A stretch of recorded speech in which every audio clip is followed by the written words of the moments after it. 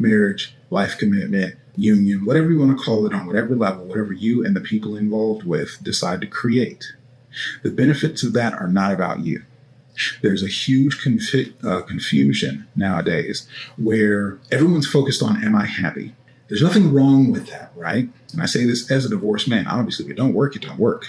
I don't believe in perpetuating unhappiness.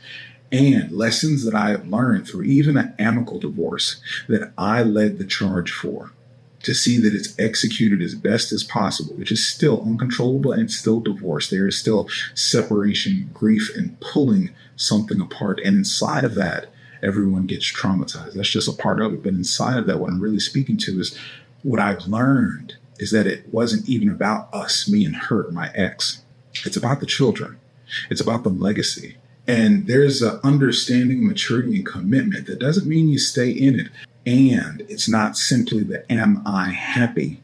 It's what's best for these children, the legacy, the next generation, that they have healthy, non-toxic access and constant hands-on from both sides, masculine and feminine, in their life. That beautiful dynamic is the only sole purpose of marriage, life, partnership, companionship. Allow me to introduce myself. I am masculinity architect, Duwayne Langham. This space right here is for men. I've got another channel, Building the Architect. Shout out if you've got ladies that you want to be in their femininity, that, sisters, mothers, aunties, whatever. These modern women, hey, reach one, teach one. We got to be the change we want to see in the world. So pass them on to that channel. Let them get their knowledge. Live at 5 is on Monday for them. But that is what I'm all about. My study, my work is the divine masculine and feminine energy. If you're familiar with the content, if you've checked out what I put out, you know what I'm talking about. I spit it to you straight. First and foremost, I need you to go ahead and like. If you haven't already, drop the follow, subscribe. You don't want to miss this live at 5 every week. I'm always in the space, on position, doing God's work. By the way, I also got a free ebook up on the store, absolutely free. Really, it's called The Dance. And this is all about the dance of yin and yang, divine, masculine, and feminine energy. Pick that up. Dive into it. I'm very proud of that work, and it gives you a solid foundation to understand where I'm coming from, what I'm talking about. Applies to your relationships, applies to platonic friendships, familial, professional, all aspects, your communication. These universal laws are at play, y'all.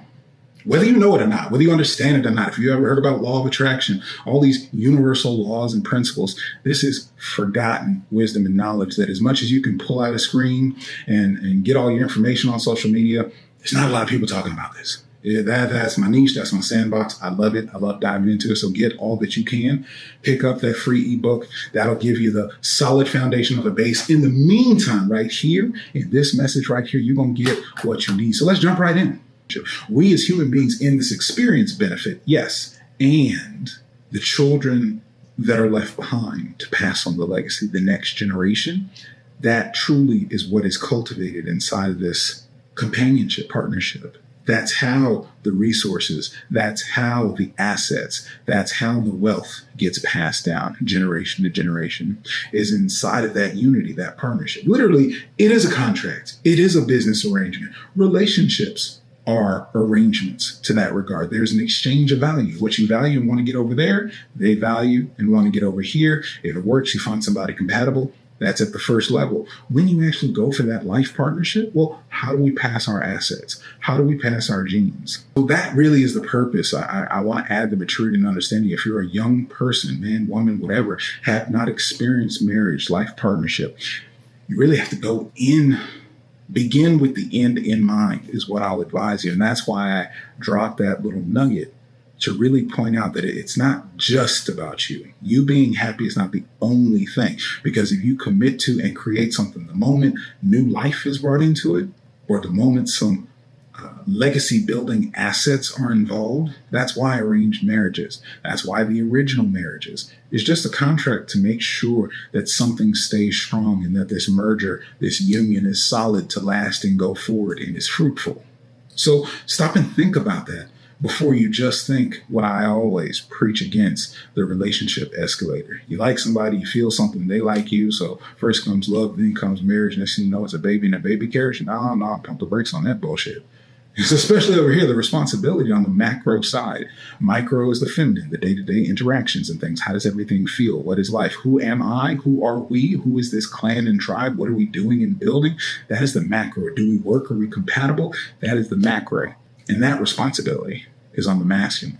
So to that, again, your words, your actions, your promises, your thoughts and beliefs, they all create something that has rippling impact out in society and with others. So be responsible for that shit, please, first and foremost.